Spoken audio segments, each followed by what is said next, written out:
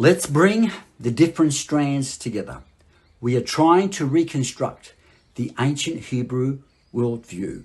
How did they interpret all the violence attributed to God? Not the way we do.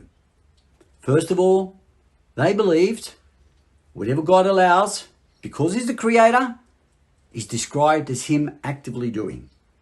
And we saw many examples of that. Saul killed himself, and then another chapter says God killed him. Well, God allows Saul killing himself is described as God actively doing.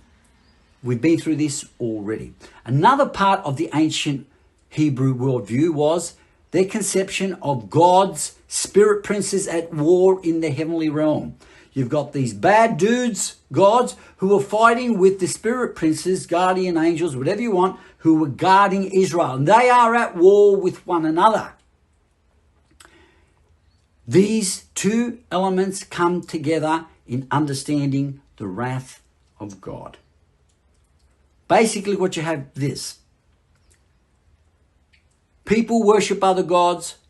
2, they abandon God. 3, God in his wrath hides his face. He steps back. He pulls back.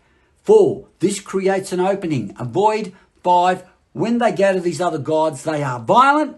They will heap violence onto Israel.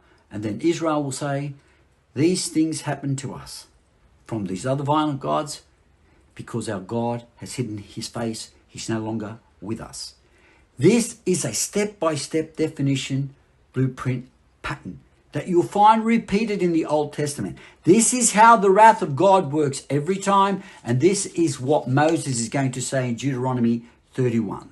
Once we can accept that this is the pattern on how wrath works, we can then go back to the flood and we can see that I will send a flood actually means, and we'll see it, what God allows, the flood, is described as him actively doing. But it's the other gods who were the violent ones that sent the flood as the world sells out to these violent beings. Let's now apply the lenses of ancient Israel to the time of the Babylonian captivity, 1,000 years after Moses wrote Deuteronomy 31. But first, the pattern, the bullet points of the wrath of God. And then we're going to see in the book of Ezekiel that it's fulfilled step by step by step. First, the pattern, the blueprint. How does the wrath of God work every time he pours it out? Deuteronomy 31, 16 to 18 in the English Standard Version. And the Lord said to Moses, behold, you're about to lie down with your fathers. Then this people will rise and whore after the foreign gods among them in the land that they are entering, and they will forsake me and break my covenant that I made with them. Israel will abandon me. They will unite, whore, sexually, intimacy with the gods in the land they are going, and they will abandon me. What happens then? Then my anger will be kindled against them in that day, and I will forsake them and hide my face from them. 1, they go after the other gods. 2, they abandon God.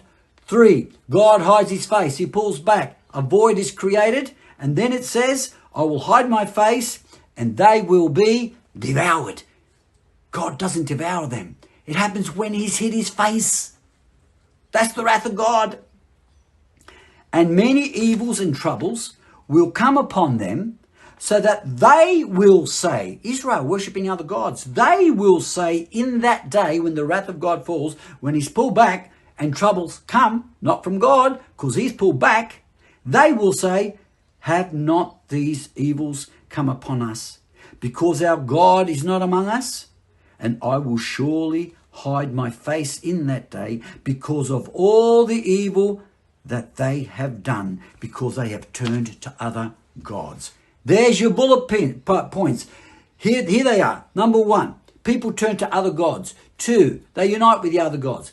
3, they abandon God. 4, God hides his face. The Hebrew word for face is presence. He hides his protective presence. 5, a void is open. Doors are now open. The hedge of protection is gone. Evils, troubles come. And Israel will say, these troubles have come from the foreign gods, the evil principalities, we're going to see this, come not because God is with us and there's divine violence, because it was divine withdrawal.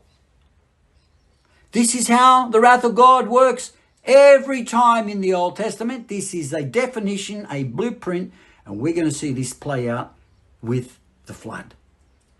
When we read the wrath of God the way Israel did, and it says they will say in that day, that they didn't have to get told and taught how it works. They just knew God doesn't do this violent stuff to us. It's because he's gone. Well, through ancient Israel now, and reading the flood story, and it was written for them, remember? Moses wrote it for them. How are you going to read it? The flood came because God wasn't with them.